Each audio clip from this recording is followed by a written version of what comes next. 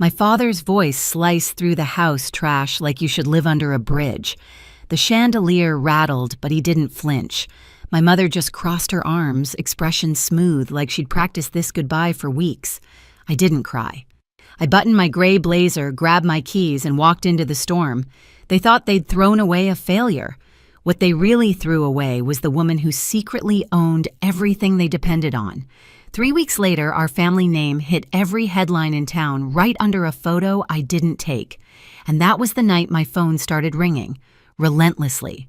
People always assumed the Hale family had everything figured out. The house on Ridgeview Hill gleamed like a magazine cover, polished floors, iron gates, perfect hedges, trimmed to military precision. From the outside, it looked like success, but on the inside, you could hear the silence, the kind that buzzes in your ears when people have nothing left to say to each other. Dinner was the same every night. My father sat at the head of the table, scrolling through his phone, talking to no one. My mother asked about his meetings, but never about me, and I learned to disappear. When I was a kid, I thought silence meant peace. Now I know it meant control. My father liked to remind me where I stood. You should be grateful, he'd say, cutting his steak with surgical precision. Not many girls get to learn business from their father. He didn't mean it as praise. He meant, remember who built this life you didn't. He ran Hale Capital, like it was his private kingdom, and I was just another employee with his last name. I came back from New York after years of grinding in finance, ready to help modernize the company. I brought clients, investors, and a plan to fix the sinking numbers. But every time I presented something, my father would smile thinly and say, "That's cute, Clara, but let the men handle the real deals." My mother never disagreed. She just poured more wine. Sometimes I wondered if she noticed the way her husband's company was rotting. From the inside, bad partnerships, silent debts, shady deals no one dared mention. I knew about Derek Lane long before she did. He was the partner who nearly ruined our family once, and when his name appeared again, my instincts screamed. The night before everything fell apart, I overheard them arguing in his office. My father's voice was sharp, my mother's trembling. I caught fragments through the door loans mistake, not her problem. Then my name, and laughter. The next morning, I was told to keep my nose out of family business. That night, they called a family dinner. The same table, the same silence. Only this time, my father had papers ready. "Sign this," he said. "You'll transfer part of your portfolio to help the company recover." I looked at the numbers. It wasn't recovery, it was erasure. They wanted everything I'd built. When I refused, his eyes turned cold. My mother didn't even blink. "You've always been selfish, Clara," she said softly, as if rehearsing it. "Always thought you were smarter than us." Maybe I was, because that was the last sentence she spoke before he told me to leave. People say betrayal hurts most when it comes from strangers. They're wrong. It's worse when it comes from the people who raised you to believe loyalty was love. And as I stood outside that house, rain soaking my hair, I made myself a quiet promise. If they wanted to erase me, I'd show them what real disappearance looked like. 3 days passed before my mother texted me. Just one line, "Don't come back here." No apology, no emotion, just a command, like I was still a child being told to clean my room. I stared at that message until the screen dimmed, and for the first time in years, I laughed. Not out of humor, out of disbelief. Because for the first time I realized they weren't angry, they were afraid. The question was of what I rented a small apartment downtown, all glass and silence, the kind of place where the city's lights feel like other people's lives flickering by. Rachel, my oldest friend, brought over takeout and tried to pull me back into the world. "You should sue them," she said, mouth full of noodles. "For what, emotional stupidity?" I smiled. But deep down, something sharp twisted inside me. My parents had always treated me like I was disposable, but this time it felt deliberate. A week later, I drove past the Hale house. I told myself I just wanted closure to see it one last time, but that was a lie. I wanted to see them, to know what my absence had changed. It was after midnight. The house looked smaller in the dark. No music, no voices, just a single light in the living room. I parked across the street and waited. At 12:17, a car pulled up. Black tinted windows. A man got out, broad shoulders, expensive jacket. not my father. He moved with the kind of confidence I recognized immediately, the kind that came from money and danger. My mother opened the door before he even knocked. She smiled at him, an easy, practiced smile that didn't belong to a guilty woman. It belonged to someone who'd already chosen her side. They talked for a minute before she reached out and touched his arm. It wasn't an accident. It was a promise. I felt something cold bloom in my chest, all those years of being the problem, the disappointment, the difficult one. And yet here she was, playing house with the man who'd once betrayed my father. I didn't take photos. I didn't need to. The image burned itself into my memory. The next morning, I opened my laptop. I still had access to Hale Capital's shared business account and oversight maybe, or arrogance. Either way, it was a door left unlocked. I went through the phone bills, travel records, expense reports. One number kept repeating always after midnight. The same name. Derek Lane. I sat back, heart pounding but steady. The puzzle started to form, each piece darker than the last. My parents hadn't thrown me out because of money. They'd thrown me out because I was getting too close to their secret. For once, it wasn't my father's reputation on the line, it was my mother's. And she'd chosen to sacrifice me before he ever found out. I closed my laptop, the city humming below. The truth wasn't just ugly, it was alive. And I was going to let it breathe. I didn't rush. That's the thing about revenge. If you do it angry, you lose precision. So I waited. I let the truth stretch and thicken in the silence until it started to suffocate them on its own. The next week, I parked near my old neighborhood again. My father's car was gone, but the house still glowed like it had something to hide. Curtains always closed, lights flickering too late. My mother's routine had changed her car, leaving the driveway at odd hours, returning near dawn. Every night, Derek Lane's car followed the same pattern. Rachel called it obsession. "You can't keep watching them like this, Clara," she warned. "I'm not watching," I said. "I'm confirming." Every night, I took note of what changed. Who came? Who left? What time the porch light flicked off. The routine told me everything where the lies lived and how often they needed oxygen. When I finally made my move, it wasn't dramatic. I started with a single call to my father's assistant at the firm. I asked for old partnership documents under the pretense of helping him restructure debts. She hesitated but sent them anyway. Within an hour, I had proof, multiple shell accounts tied to Derek's name, all wired from Hale Capital money, quietly bleeding out of the company, while my father blamed me for irresponsible investments. It was almost poetic. The man who built his empire on control was losing it piece by piece thanks to the same person he'd once sworn to destroy.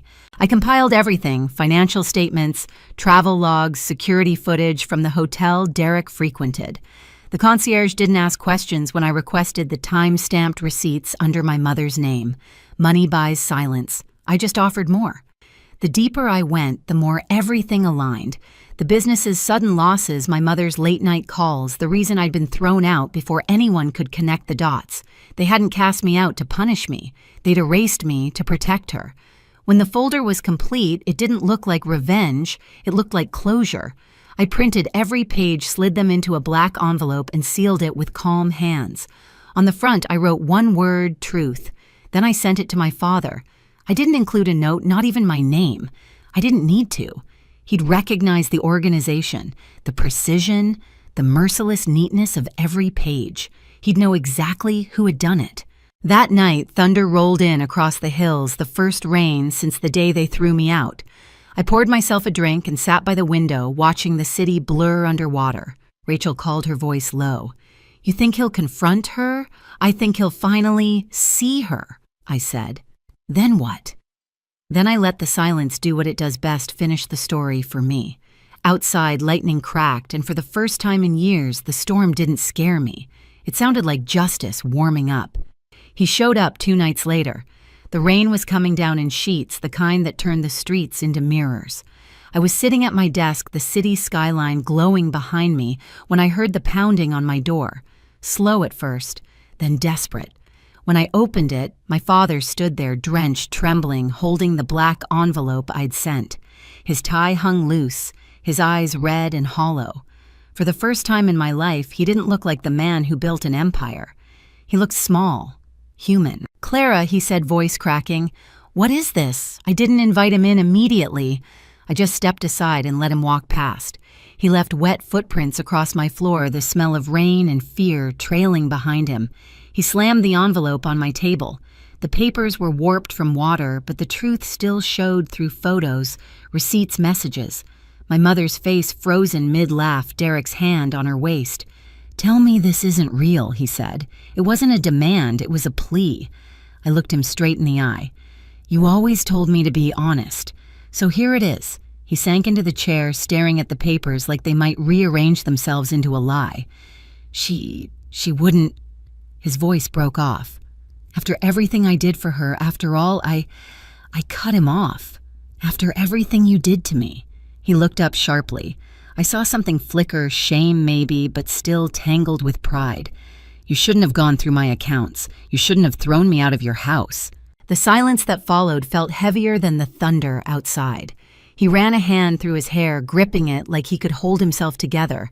"Why send this to me?" "Why now?" I leaned back, crossing my arms. "Because you needed to see who you were protecting. You thought I was the problem. Turns out the problem was sleeping next to you." He stared at me for a long time before whispering, "You wanted to destroy her." I shook my head. "No, I just stopped covering for her. Same thing you did to me." Lightning flashed across the room, lighting up the reflection of his face in the window, broken, distorted. He picked up the final photo, the one where my mother's hand lingered on Derek's arm outside the hotel. His hand shook so hard the page rattled. Then he whispered, "She was all I had left." "No," I said quietly. "You had me. You just didn't want me." Something in him collapsed. He pressed his palms to his face and let out a sound that wasn't quite a cry, it was too raw for that. The empire of Hale was crumbling, and all I did was hand him the match. When he finally looked up again, his eyes were red and wet. "What do you want from me?" I let the question hang for a moment. Then I said, "Nothing." He frowned, confused. "Nothing. I wanted you to know what it feels like to lose something you thought was yours forever." He stood abruptly, anger flaring through exhaustion.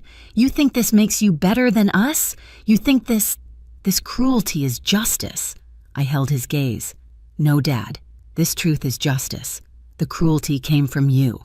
He stared at me for what felt like an eternity, breathing hard. Then he picked up the folder again and left without another word. I didn't stop him.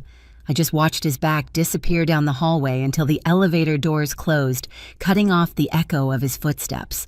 When the door shut, the apartment was silent except for the sound of rain. I thought I'd feel triumphant.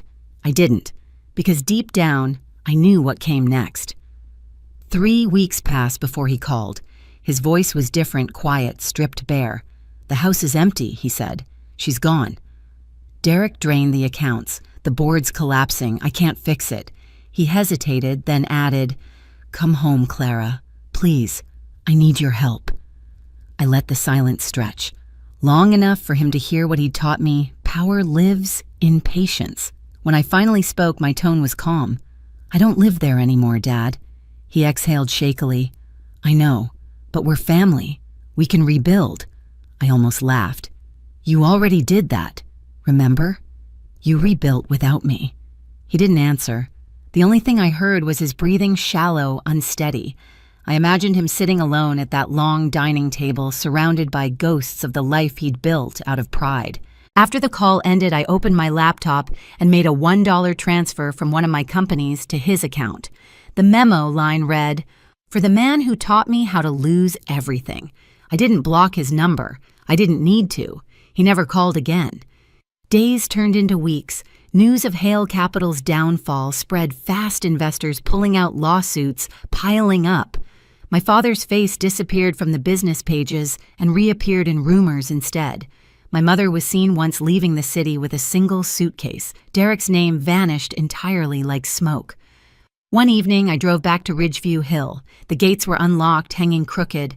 Weeds climbed the brick walls. The lights were off the house hollow. I stood there for a long time, rain dripping down my collar, waiting to feel something: anger, satisfaction, grief.